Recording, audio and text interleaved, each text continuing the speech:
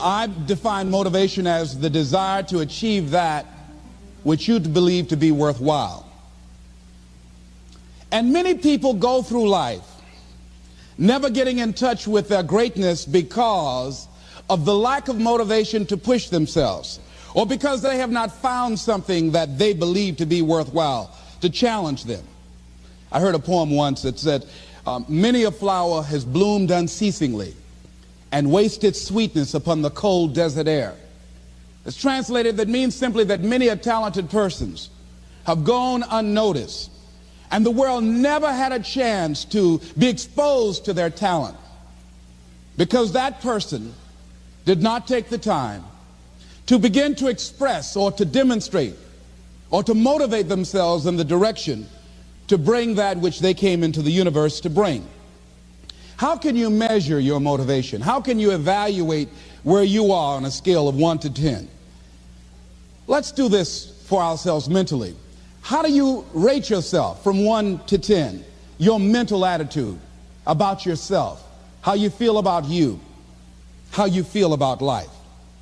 How do you rate yourself on a scale of 1 to 10 in terms of your physical appearance, in terms of your health? Do you take care of yourself? Are you allowing yourself to get overweight and out of shape? Are you conscious of your health? Are you watching the food that you take into your body? Do you make a deliberate effort to exercise? You know, it was George Burns, he said, we cannot help getting older, but we don't have to get old. And many of us get old before our time because we don't take time to take care of ourselves. Your environment is a very good indicator. On a scale of 1 to 10, is it what you want it to be? Do you find it desirable? Are you satisfied? The job or career that you're involved in. Someone said that 85% of the American public are unhappy with their jobs. Are you spending 8 hours a day just doing time? Doing something that you don't find challenging, that does not make you stretch mentally, that does not stimulate you, that does not inspire you. Something that you don't find a sense of fulfillment in it. If you're doing that day in and day out, it has to affect how you feel about yourself, your level of motivation. Your relationships. What kind of impact is it having on your life? Is it nourishing or is it a toxic relationship? Does it drain you or does it build you up? Ask yourself that. How motivated are you to do something about it? Your contribution, your actions. What are you giving? Many people will leave the universe without a trace. No one will know they were here. And in fact, under their name, we could put under there, not used up. Will anybody know that you came this way? What contribution are you giving? What will you leave? What will be different because you came this way? Someone once said that life is our gift to us that God has given us, and how we live our lives is our gift to God. What kind of gift are you formulating? Is this a gift that you like to take back and do something else before you turn it in? Think about that. What can we do? What are some of the keys that we can begin to use to motivate ourselves when our batteries run low? Because I don't care who you are, I don't care what you do, at some time you are going to get tired. At some time you're going to get in a rut. Seem like nothing you do works out right. And sometimes it just seems like you just don't have the wherewithal or the will to do anything. That sometimes you act like you're punch drunk. You're just wading through life, just doing time day in and day out, looking at non-discriminatory television, anything that's on, just looking. And depressed, feeling powerless, feeling useless, and bored. What do you do? How do you get yourself out of a rut? How do you, when you know you can do more than what you've been doing and you're not doing it and you're discontent with where you are, you get angry at yourself. How do you get out of that rut? How do you motivate yourself? One of the things that we must do is that we must be involved in working on achieving self-mastery. You must work on yourself continuously. Never be satisfied with yourself. Always know that as you invest the effort and time on you, that's the greatest ability that human beings have above animals. See, a dog can't be anything but a dog. Tree can't be anything but a tree. Human being, you've got unlimited potential. You can put effort on you, and by concentrating on you and developing you, you can transform your life wherever you are right now. So you want to work on yourself. You want to read books that inspire you and motivate you. You want to listen to tapes over and over and over again. And I suggest that you listen to tapes when you first get up in the morning. You want to control the spirit of your day. When you first wake up in the morning, your mind is operating at 10.5 wave cycles per second. That's when the subconscious mind is most impressionable. Whatever you hear in the first 20 minutes when you wake up, that will affect the spirit of your day. When you listen to tapes, listen with relaxed belief, believing that this can happen for you. And by listening to them, listen to them over and over and over again, and you will get a breakthrough. You can listen to the same tape for months, and all of a sudden you hear something you never heard before. It have a special meaning for you. Or read the same book over again, and you find some special insight. You said, I can't believe I didn't see that the first time. So you want to be involved in developing yourself. Most people won't do that. Most people won't take that kind of effort and invest that kind of energy in themselves, because they will fall prey to that conversation within. Oh, don't do that. You don't have time. You are too busy. You're too caught up in the rat race. Most people won't do that. Well, they won't take time to go to lectures. They won't take time to go to seminars. They won't take time to go to classes to improve themselves. And as you continue to work on yourself, you will begin to expand your vision of yourself. You begin to work towards self-mastery. And you will begin to see it reflect itself in all the dimensions of your life: your mental life, your physical life, your social life, in your relationships, your monetary life. So concentrate on developing yourself. Because if you don't, I guarantee you that you will make a settlement. And most people have. And most of us already have. What kind of settlement have you made with your life? You know, when we make settlements, out of court settlements, you've heard them. That means that you decided to take something less than what you originally wanted to get had you gone into court. And the reason that you settled outside of court is because you didn't believe that you can get it. So you made an out-of-court settlement. Many of us are making in-life settlement. We're settling for less than what we actually deserve. We don't feel good about it, but we make it work in our minds. We'll come up with some kind of excuse to make it all right. What kind of settlement have you made with your life? Many of us settle for less than what we want out of relationships because we don't have the courage to change them. I had a seminar I used to do called "Are You Living Together or Dying Together?" Many people are just dying together. Gladys Knight used to have a song that says, "Neither one of us want to be the first to say goodbye."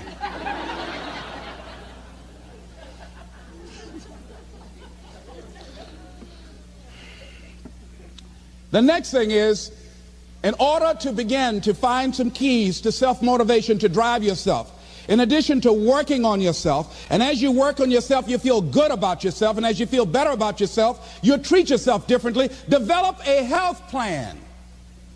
See, you can't feel well and do well if you don't have good health. You can't perform if you don't have your health. Your health is valuable. Develop a health plan.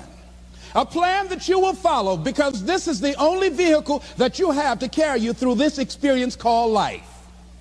And you want to take good care of it because you love you enough. You care enough about you. And that's not easy. It is not easy having a health plan and sticking to it. But you're worth it doing it again and again and again. I have lost 22 pounds several times. I always do it. I love potato chips. People who know me know I love M&M peanuts. I love peanut butter and jelly sandwiches.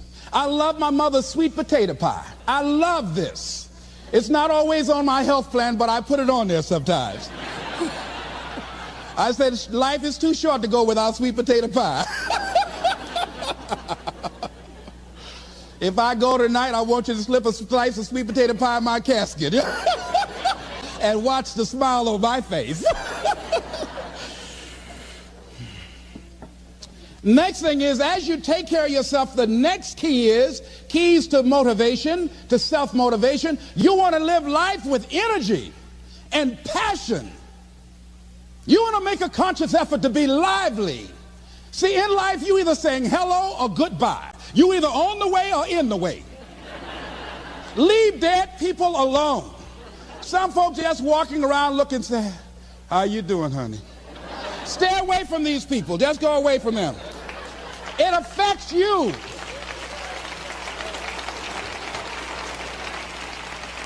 You want to smile. You want to be happy. You got a lot to be thankful for. But you watch some of the faces around you every day. And I tell you, some of these faces, they will put you in a depressed state of mind.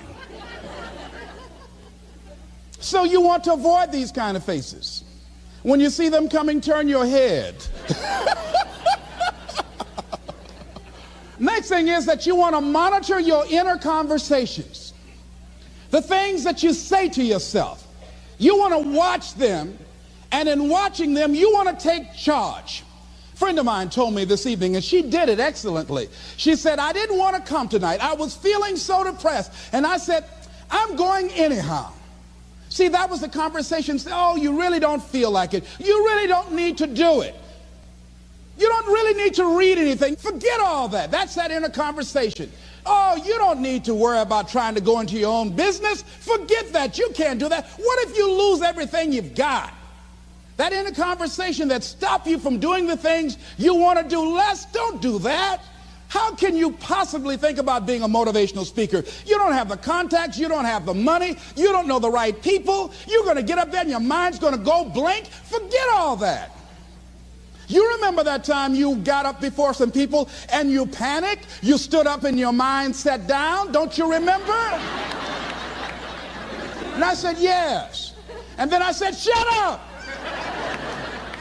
So you've got to learn to stand up to yourself inside yourself and short circuit, override that conversation that's always going on. 85% of what that conversation will tell you is negative. It's negative. It will tell you you're tired when you really are not tired. It will tell you you can't do it. It will fill you with fear. So you've got to watch that conversation. And when you find it going on, you've got to stand up to it and say, I'm going to do this anyhow. I'm afraid, but I'm afraid not to do it. And I'm not going to let you stop me. The biggest challenge that you will have in life is you. There's an old African proverb that says, if there's no enemy within, the enemy outside can do us no harm. The next thing that is a key to self-motivation is that you've got to ask yourself, what do I want out of life? What do you want out of life? What do you want out of a job? What do you want out of a career? What do you want out of a relationship? What do you want? What gives you your life? How will you know when you got it? What will make you happy? You need to know. You need to start asking yourself some questions. What do I really, really, truly want? You need to be exact about that. Don't be vague. Oh, I just want to be happy. That's too vague. What will make you happy? How will you know when you got it? Zero in on it. Be exact. Be specific. And as you do that, that will stimulate that superconscious mind or the reticular activating system of your mind that will begin to find those things, to identify with it. And once you begin to determine that which you want, take the time to write it down. Don't just think about it. Write it down. That is a subjective process that engages the subconscious mind. Write it down. Once you write it down, read it 3 times a day, morning, noon, and night. Why is that important? Because what it will do, it will cause you to focus. It will cause you to concentrate. When that other conversation is going on telling you what you cannot do, telling you all of the impossibilities and all of the obstacles, your concentrating will begin to create a larger vision within yourself, and you'll start looking for and seeing some new opportunities. You start creating some openings for yourself. As you begin to read that every day, day in and day out, that will make you focus. That will discipline your thinking. and you'll get all kind of creative ideas. As I talk to you right now, being involved in this immersion process, you're going to create some openings for yourself. You're going to get some ideas. You're going to feel your adrenaline flowing, and you're going to think about something, some idea you had, and you say, I want to go back and I'm going to look at that again from a different vantage point, not from the level of the problem or the obstacles that I encountered, but from a higher vantage point. Because what you will begin to see and to know as I talk to the higher consciousness within you, that you are powerful, that you are a miracle worker, and that inner conversation has conditioned you to believe that you are not. And as you begin to discover the truth of who you are, whatever challenge that you're facing in life, and if you're living, you're facing some challenge, you'll begin to know that you're powerful and that you're a miracle maker. So as you begin to write down exactly what it is that you want, read it every day. The next thing is, see yourself there. How will you feel once you get there? What will the experience be like for you? What will be different? What kind of person do you have to become in order to get there? Visualize yourself there, living the experience. I remember when I ran for state representative in Columbus, Ohio, and I had a lot of people telling me, and you got to watch not only the conversation within, but the conversation without, telling me, Les, you can't possibly win. You can't do that. And I went down to the legislature, and I saw myself. I knew what I wanted. I saw myself in the chair. I pointed out the chair that I wanted. I used to go and sit up in the galleries and watch the legislative process. I used to go to the committee meetings and listen to legislation being introduced. I learned how to write legislation, how to amend legislation. I started thinking like a legislator, got up every day dressing, thinking like that, selling myself on it, seeing myself in the legislature. Mr. Speaker, I'm the gentleman from the 29th House District. I'd like to introduce a bill. I went in the legislature, walked around. I had the experience of it. And when I ran and won against overwhelming odds, they were shocked. I won the election even before it was held because I was living it in my mind. You want to see yourself beyond your circumstances. You got a challenge, see yourself beyond your challenge. See yourself with the challenge already resolved. And knowing that all is well, seeing yourself in control and in charge of your destiny, being healthy and happy. The next thing is, it is important in the area of motivating yourself, it's important to know why you're doing it. Because that mind will say, why bother?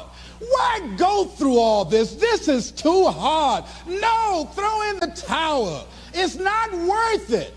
Has it ever said that to you before? Here's how you can handle that. Here's how you override that. Write down 5 reasons why you deserve it. Why do you deserve what you want? Why you? Why do you deserve it? What meaning and value will it bring to your life? What's so different about you that you deserve your goal or this goal? And when you write down those 5 reasons, when you have some down moments, and you're going to have them, when that conversation starts talking to you, and it's going to talk to you, what you will do is you can pull that out and read it, and it will build you up. It will be your rod and your staff to comfort you through some challenging moments, because you're going to have some. Life will knock you between the eyes.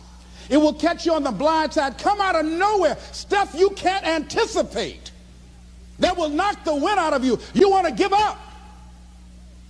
That's why it's important for you to work on yourself, listening to tapes, building yourself up, talking to yourself with power, feeling, and conviction, building yourself up day in and day out, because it's coming. I guarantee you, life is just waiting. Oh, he's doing good now, huh? Very good. I remember I had an experience. I was pursuing my dream, and that's why you have to work on yourself. You don't know what's going to happen. And I was telling people, I had this big rally I had to do, was 5,000 people there. And I said, you must work on yourself. If you want a larger vision, you've got to empower yourself continuously, because life will catch you on the blind side. And after I finished my speech, I got a rousing standing ovation. And I went and called the young lady that I was dating at the time. I said, hey, guess what? I said, they love me. I got a standing ovation. And they were chanting, we want the motivator. We want the motivator. I said, listen, we want the motivator. We want, do you hear? She said, yes, Les, I need to talk to you. I said, well, wait a minute. You're talking about tough. I was getting off, and I'll be home soon. Les, I heard a voice in the background. Hurry up and tell him. Who's that? Les, you've been gone a lot, and there's somebody else. What? And they came in. Les, come on, Mr. Motivator. They want you back out there. Wait a minute, hold a minute. What'd you say? I'm sorry, there's someone else. And I heard the voice say, hang the phone up. Come. I say, wait a minute. I say, hey, Motivator, come on. They want you. Can't you hear them cheering? I say, okay. I say, when you working on a larger vision, I say, you got to really work on yourself, because life will catch you on the blind side.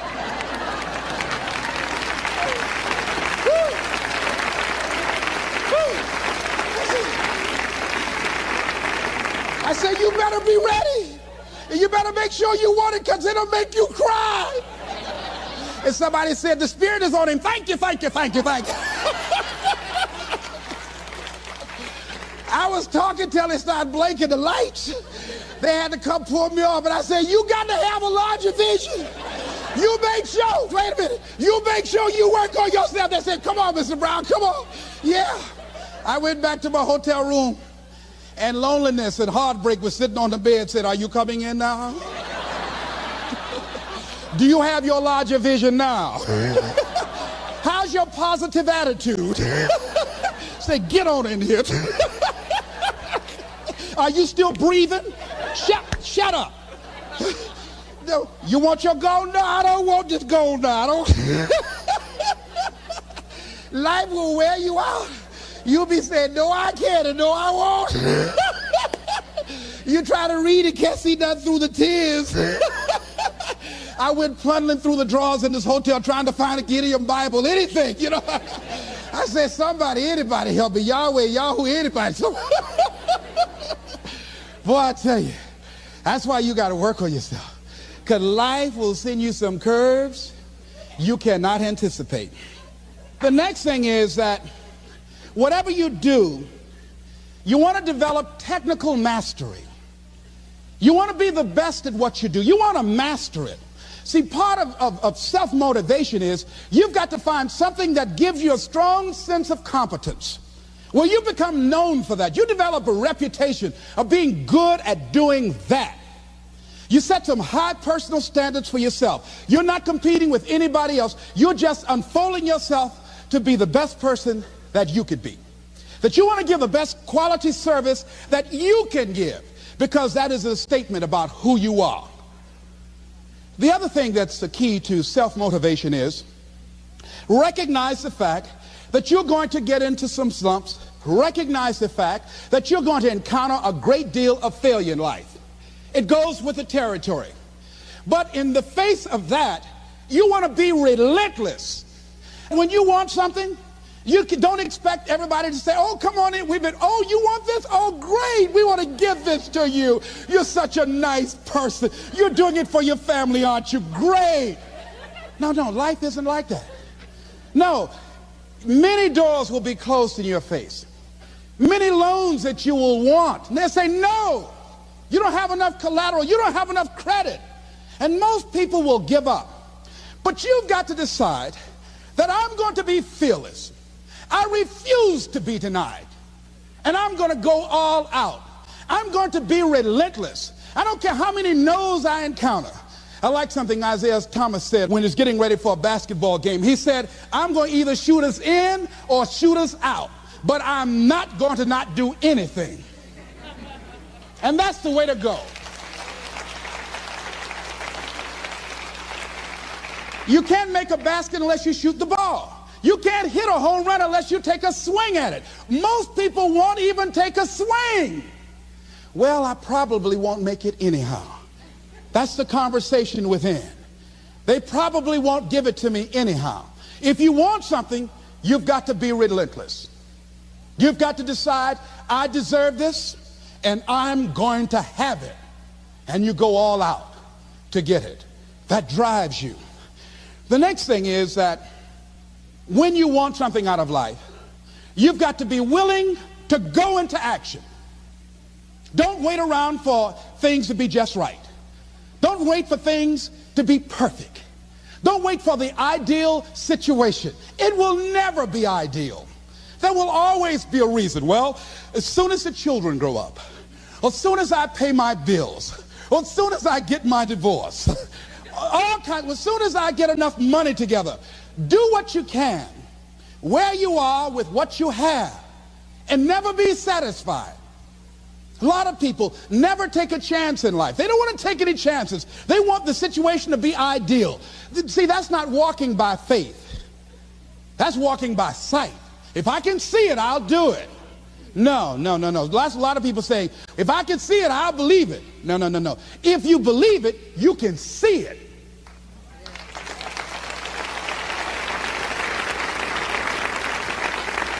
And don't be disturbed because no one else can see it. That's not unusual. That is ordinary. But because you want some different kind of results in your life, you've got to be willing to be unreasonable. If you want unreasonable results in your life, you've got to be willing to be unreasonable. Part of being unreasonable, you don't judge according to appearances. Part of being unreasonable, you can see it because you believe it. That's part of being unreasonable. Part of being unreasonable, you're like Paul who said, you must have the faith to call forth those things that be not as though they were. That's part of being unreasonable. Most people won't do that. Most people say, call me when you get it together. Then I'll support you. The other thing is that one of the keys to self-motivation that empowers you is that you want to find a cause larger than yourself. Find something that you can contribute to. Find something that you can make a difference because you can. Part of what feeds your larger vision, part of what gives you a reason for being, part of what gives you your life is being able to give something back. Say, I can't afford to give anything. You can't afford not to give. Give your time. Give your talent. If it's nothing, just to go over there and lick envelopes. I don't know exactly what I'm going to do, but I'm going over there. It's part of my tithing in the universe. Once you develop that special sense of mission, and that's what you develop when you're part of a larger cause than yourself, it drives you. You don't need an alarm clock to get up in the morning. You have special power. You'll go places and folk will like to be around you. They will know there's something different about you. When you go in, they'll say, hey, that's somebody important. I want to know who you are. I just want to be near you. That energy that you have, that consciousness that you will embody will affect everybody around you. The next thing is that you want to create a home court advantage for yourself. You've got to be aware of who you have around you. So you want to be selective. Have friends that will enable you to grow. I have friends that help me to grow spiritually. These are my spiritual friends. I talk spiritual stuff with them. I have some other friends who are just intellectual friends. They make me grow intellectually. They make me stretch. I have some professional friends. I'm a member of the National Speakers Association. I get together with other speakers and we learn from each other and we grow from each other. I have other friends who are just social friends. All we do is just socialize together. We'll look at a basketball game together or go out dancing, but that's all we can do. We don't talk anything serious, nothing spiritual, nothing intellectual. That's not that kind of relationship. Nothing heavy up in here. Have other friends, we walk together. That's all we can do, walk together. Talk about we're going to lose weight one day by and by for good, all right? That's all we do. Nothing else. So, according to the relationships that you develop, we grow from people and projects. And the relationships that you develop can enhance and can enrich your life, or they can drain you. I know many talented people who had a great deal of potential, but because they didn't surround themselves with other people that will inspire them to transcend themselves, they never realize their greatness, and they will end up going to their grave with all their good stuff still in them. So you want to look at your relationships, the people that you're involved with, the people that you communicate with most often, and you want to ask yourself the question, what am I becoming because of this relationship? Does it inspire me? Am I motivated? Am I encouraged? Am I driven to develop myself? Am I seeking my own greatness? What kind of person am I becoming because of this relationship? Am I becoming more cynical and negative about life? Ask yourself that. The next thing is, you've got to say yes to your life. You've got to say yes. Yes to my dreams. Yes to me. Yes, I can make it. Yes, I can. Doesn't matter how many failures I've made. Doesn't matter how many mistakes I've endured. Doesn't matter about my defeats. Doesn't matter about what I've done. Yes, yes. I don't care about the fact I'm in a hole now. Doesn't matter about where I am. Yes, the last chapter to my life has not been written yet. If you judge me now, you'll judge me prematurely. I haven't exposed all my stuff yet. I'm still in the process of transforming my life. I'm still in the process of becoming. Yes. I had somebody in my life at one time told me, you'll never make it. And I said, I'll show you. And what energized me, what motivated me was something that Frank Sinatra said. He said, the best revenge is massive success.